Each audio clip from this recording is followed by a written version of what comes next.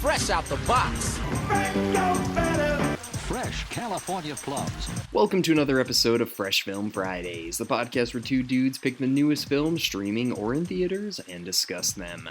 Today we're talking about 2022's See How They Run, which was directed by Tom George. I also would like to apologize because my microphone is non-existent for this episode. I am away traveling for the holidays, so I am very sorry about the quality of my microphone for this episode. We will be back to normal shortly, but again, just a heads up, microphone for Alec, not very good. So, here we go. I'm your co-host, Alec. Oh, I'm Eric. Just kidding, it's Justin. Oh my god, I never expect it. Every time. I'm always like, hey, he's going to say, it's Justin. But never. So, Justin, you know, I got to ask you straight up, are you a whodunit fan? I'm actually not. You're not a fan. Do you hate them, would you say? I've seen quite a few of them, and they're just kind of like literally all the same. So it's kind of like I feel like I've seen it a million times. Okay, yeah. I mean, I just want to say straight off the bat, like, I think I'm too stupid to really understand this movie. I think there's like a bigger message here that I just completely missed. Why do you think that? Because I thought this was just like so boring and so bland, and I was like, I think I'm missing something. I just think that I'm not seeing the bigger picture here. I mean, how did you feel about this movie? I liked it. Yeah, I didn't hate it, but I was just like, I don't know. I wasn't that impressed with it. I didn't really care about when we found out who the killer was. Have you seen Knives Out?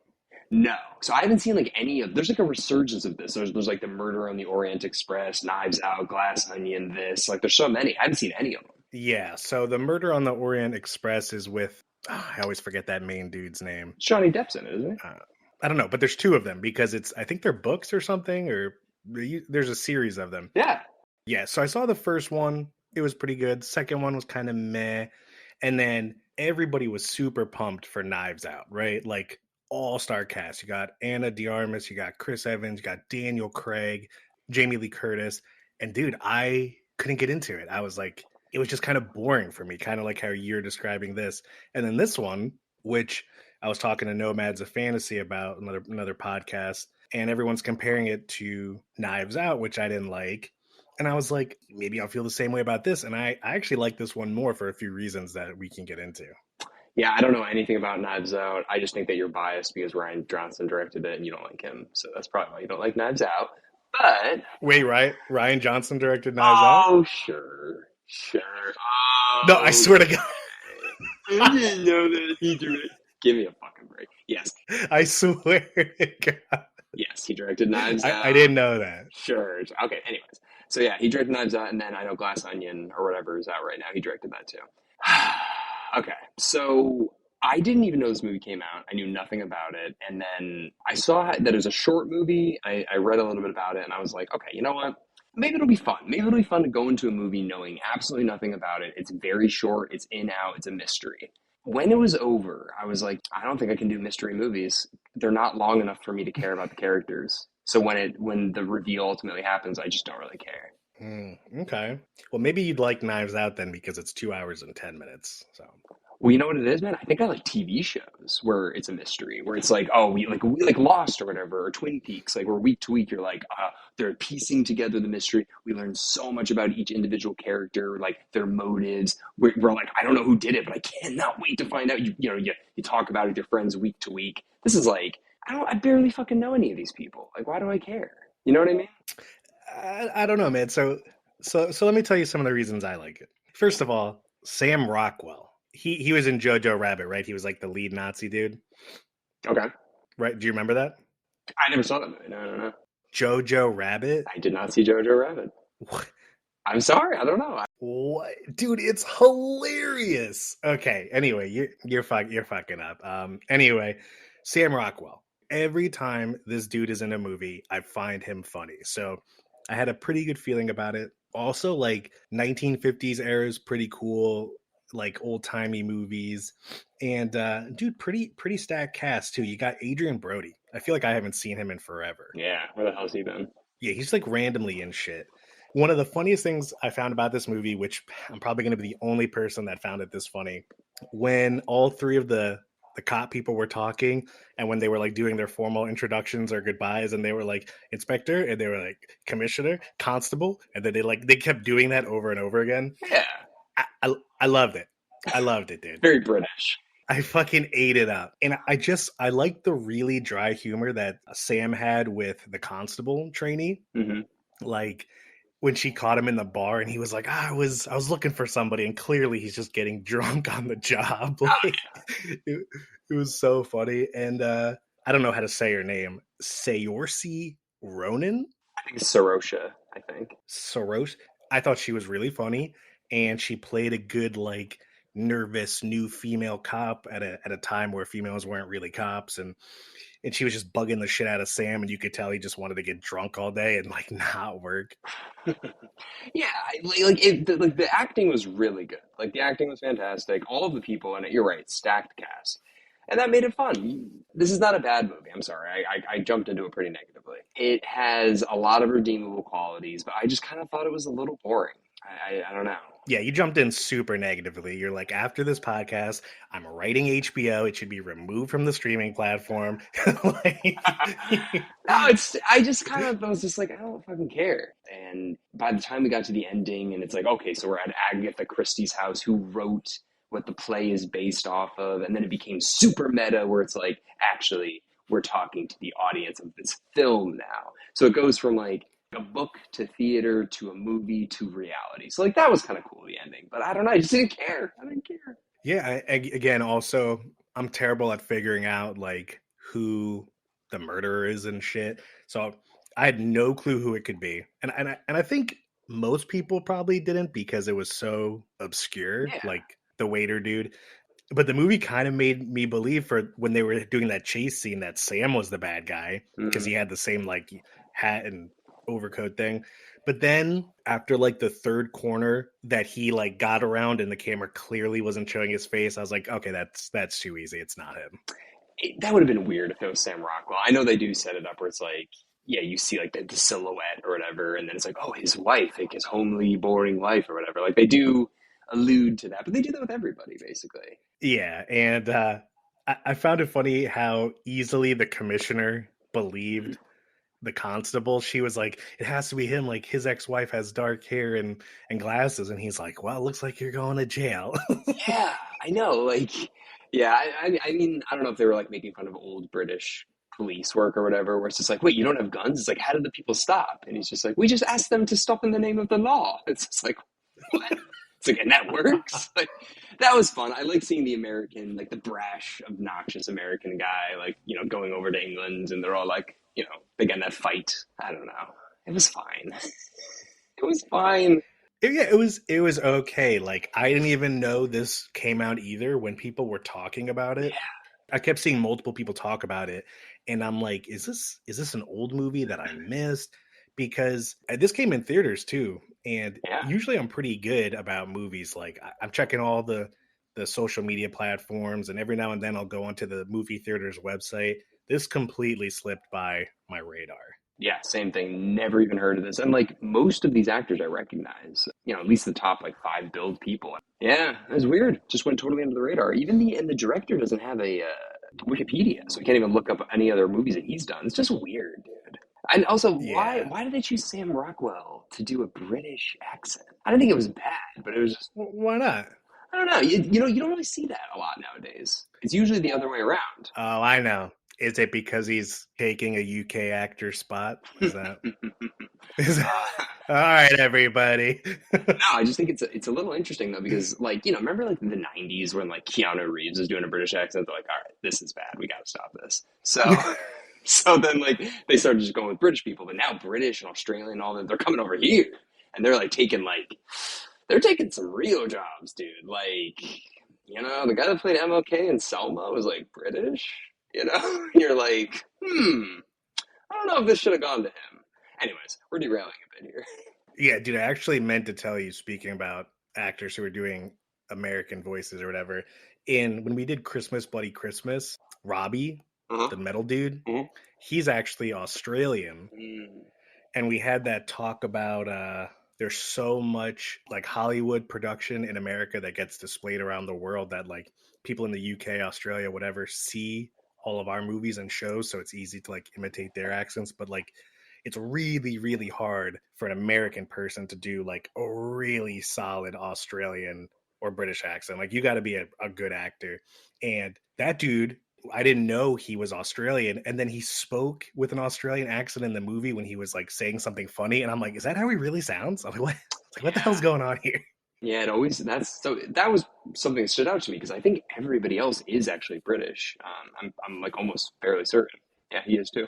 Yeah, dude. So, I like Sam Rockwell, but I was like, interesting that they would make like a fully British film, but he would be the star and he's American playing British. It's almost like Game of Thrones when the only actor in the entire show to ever win like Best Actor is like Tyrion from New Jersey. And you've got like all these like British people like playing British roles in Game of Thrones, and then you got the one American guy, and he's the only one that ever wins for doing a British accent. It's like, wait, what?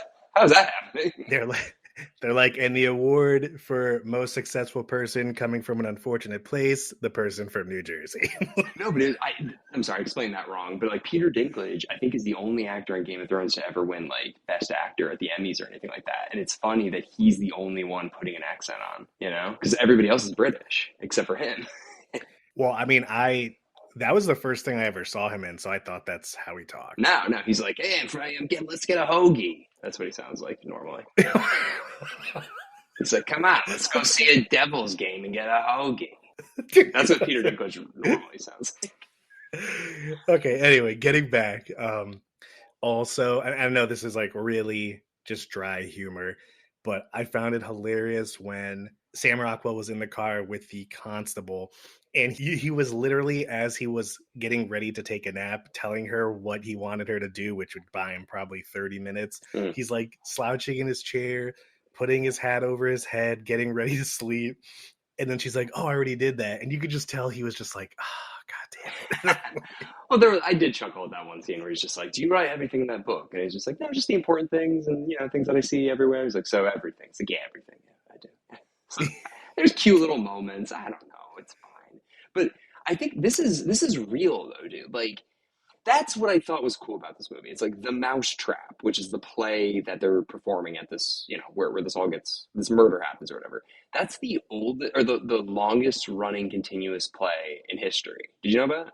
I did not. Yeah, so you know how like they say like, now that you've seen this play, don't tell anybody or else like we'll have to kill you or like whatever they say. That's a real play that apparently it's been going on. They had I was reading about it. It's like their 10,000th play. They had it this year. Something crazy like that.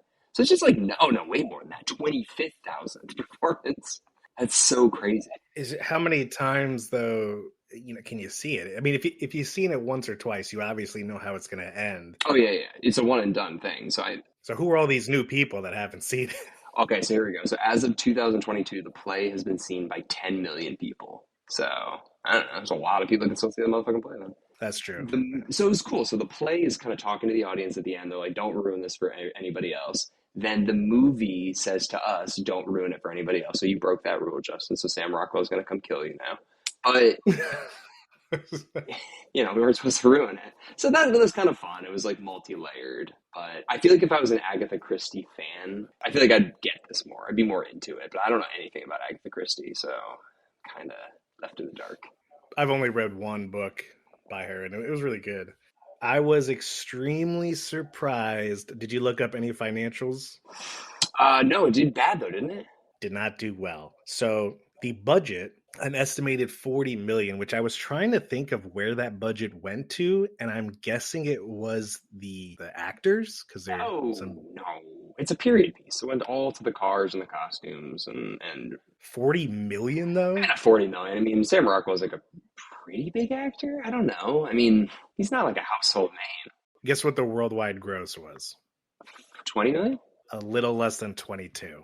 Yeah, so it didn't even make half its budget back. Yeah, that's very bad. That's terrible. That's very bad. That's super bad. Yeah. So yeah, most people lost money on this movie.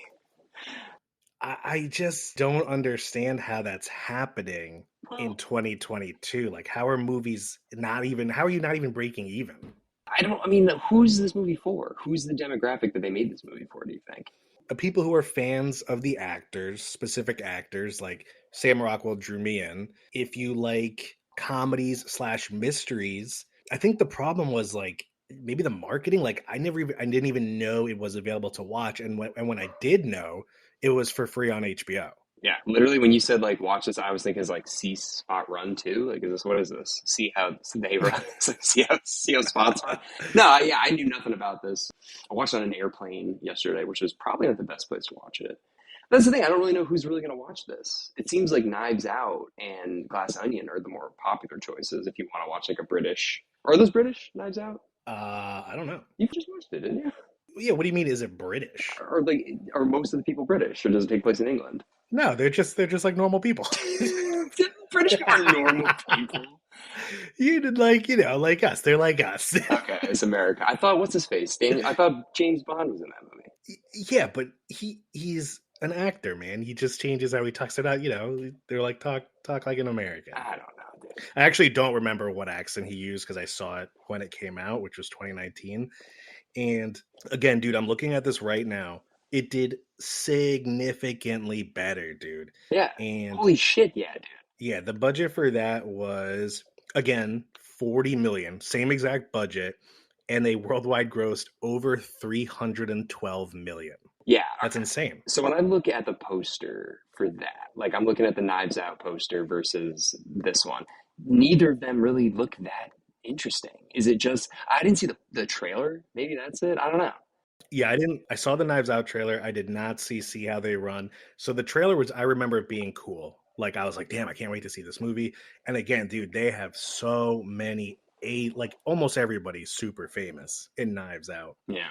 But I remember it ending and I was just like, eh. That's the thing, dude. I'm not a big whodunit guy.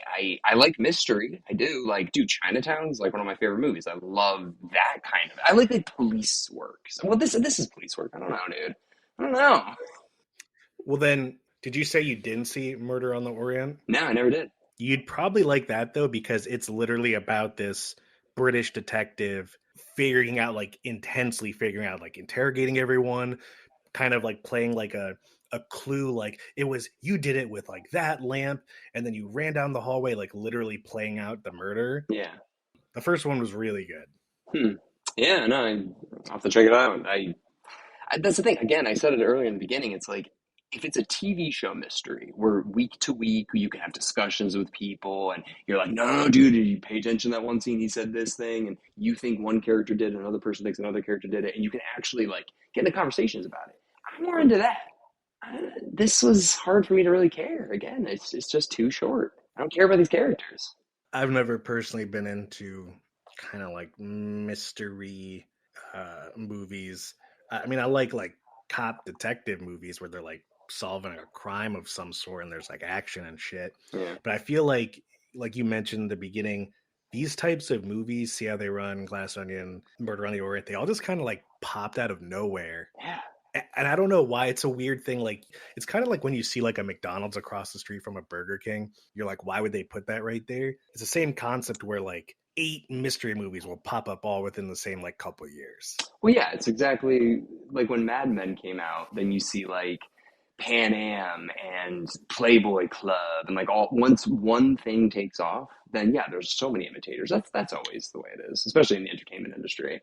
So Knives Out was very successful, so I'm sure they're like, why don't we make the British 50s version of Knives Out? And Yeah, but then it just becomes oversaturated. oh yeah, 100%. But that's how it literally always is. I mean, dude, after Star Wars, like there must have been so many shitty sci-fi movies that came out. Like we're gonna be the next Star Wars. But if you set out to be something, it's never gonna be the thing. Yeah, all these directors were like, it can't be worse than what Rian Johnson did. All right, okay, moving on. We're moving on. God. You really didn't know he directed that? That's crazy. Maybe at the time I did, and I don't know. Maybe I saw it and I was just like, I'll never forget. Motherfucker. I'll never forget. Oh, he's doing Glass Onion. Are you gonna see that, you think? Maybe. Like, let me look this up real quick. Okay. Oh, right. Okay. Southern Detective. I think Daniel Craig has a Southern accent in this. So now he travels to Greece for his latest case. The cover looks exactly the same. We got Edward Norton, Kate Hudson, Dave Bautista. Sure, why not? A lot of big names in here too. Oh, Ethan Hawke in there. But Sure, yeah, why not? he hasn't done another movie since Knives Out. So it was like Star Wars, then Knives Out, and then Glass Onion, a Knives Out mystery. Good for him. He's on the up and up. Good for him. I mean, if you look at his finances, I mean, it seems like his movies do pretty well. Ooh, damn. Ooh, Glass Onion did not do well, actually. Sorry. Oh wait, is that out already? Came out. Oh, no, I'm Oh sorry. That's no, why. it says coming soon. Oh, December 10th was at the Toronto International Film Festival. Never mind. Sorry. So, yeah, it's made $15 million and hasn't even come out yet. So, that's a pretty good sign. Good for them. That's Yeah. good. I wouldn't really recommend it. If somebody was saying to me, like, hey, have you seen a great movie recently? This is not going to be the first thing that comes to my mind. Well, no. Not a great movie. No one. It's like so unrealistic. If someone said, "Hey, man, I saw See How They Run on HBO. Do you recommend it?" You would say no. It's like, hey, like, I don't know, like, is there another movie? Like, have you seen any good movies lately? This is not what I would say. But if they said specifically, would you recommend this movie? I'd be like, if you really like mystery movies, sure. If you really like them, yeah. But it's yeah, sure, fucking watch it. It's 90 minutes. It's 90 minutes. It's not that bad. It's not horrible. I personally thought it was. I was on an airplane and I wanted to watch something else. Okay, so if that's any indication to you, I was bored with this. I don't know, but I didn't hate it. And I'm sorry if I'm being negative. I don't want to be negative. It's Christmas. I'm an asshole. I don't know what's wrong with me. I'm trying to be nice. I'm not the Grinch. It's fine. It's a good movie. Go watch it. Yeah, no, I would say watch it. Now, will I watch it ever again? No, probably not. Okay. So it's not that good. Yeah, like There's no rewatch value. yeah, and dude, honestly, I was thinking about that the other day when I was watching 13 Hours. And I was specifically thinking about what makes movies so good. And it really is their rewatchability, right? Like, Yeah. there are some movies you could watch like literally 20 times and it could be like a rainy weekend, you just throw it on. And then there are some movies, dude, where like I'll literally never watch it again. Yeah, exactly. And then there's another category I think where there's movies that you're angry when they're over. Like they're so good that you're like, fuck, I wish this wasn't over. Like Dune. Dune's one of those. Goodfellas is for me. I'm so upset when Goodfellas when he's like, I ordered, spaghetti and marinara sauce. I got egg noodles and ketchup, and I'm like, no, it's almost over. That's the ketchup line. It's almost over. I get so upset. But no, you're right. I mean, if you're like, this is so good, I need to tell people about it. I want to watch it with people. I want to be the person that told you to watch this movie. Like, yeah, those are good movies. This is not one of those. Yeah. In my opinion. All right. I mean, dude, like, there's been some really good movies this month that came out. The Whale, I think, was a really good, fun movie. Not fun, sorry. Just depressing, but good to see. Avatar 2, it was amazing. Yeah. If you're going to watch a movie this December, there's other things.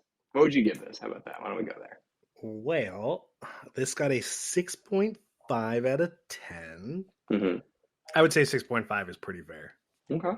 We can go with 6. Okay. Well, you're a sack of shit. It's a D- in my book. Still passes. No, I feel bad, dude. I don't know. Saoirse Ronan looks sad on the poster now. I feel bad now. Who? Who does? The constable. She's like, oh, I don't have any friends. I'm like, I feel bad now. You didn't like my movie? No, I did. Actually, she was born in the Bronx. She's Irish. I'm sorry, she's Irish. Una Ronan was born in the Bronx, New York City, New York, United States, to Irish parents, Monica Ronan and Paul Ronan. When she was 3, here it goes. When she was 3, the family moved back to Dublin. Okay. And she grew up. Okay, all right. Well, she's a little trickster. Okay. No, because she was in that Lady Bird movie, right? Wasn't she in that? Yeah, she's in Lady Bird. That's the first time I ever saw her. But Oh. You didn't like that one? Is that the one with Chalamet? Yeah, I think he's in that.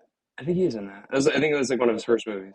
Is that the Peach one? That's the Peach one. Oh, speaking of Chalamet, I didn't know. I've been watching The Sex Life of College Girls on HBO. Mm-hmm. I've been having to watch that for work, and I didn't know his sister's an actress too. Look at that. Good. But anyways, yeah, dude, this is a fun movie. It's not a shit movie. I was being pretty negative. It's fine. Just go check it out. Jesus Christ. Just go watch this goddamn movie. Sam Rockwell, like, I don't know. He's cool. I like his mustache. He seems like he's fine. I feel like he's a cool guy. Yeah, you know, I listen to him on a podcast. Wait, is he on a podcast or you listen to him on a I podcast? listened to him on a podcast, and he seemed pretty interesting. Yeah. But anyways, yeah. Do you have any last minute thoughts on Knives Out? Or no, what's this movie? See how they run. Oh, you fucking idiot. No, just make sure you check out Student Bodies that came out on Monday with Veterans with Benefits as a guest. Yes, and also this upcoming Monday is Casper's. You can listen to that. It's also Christmas and Hanukkah right now. So happy Christmas, Merry Hanukkah, and thank you guys all very much for listening. And Justin, have a happy Merry Christmas. Thanks. All right. See you guys all next week with something fresh.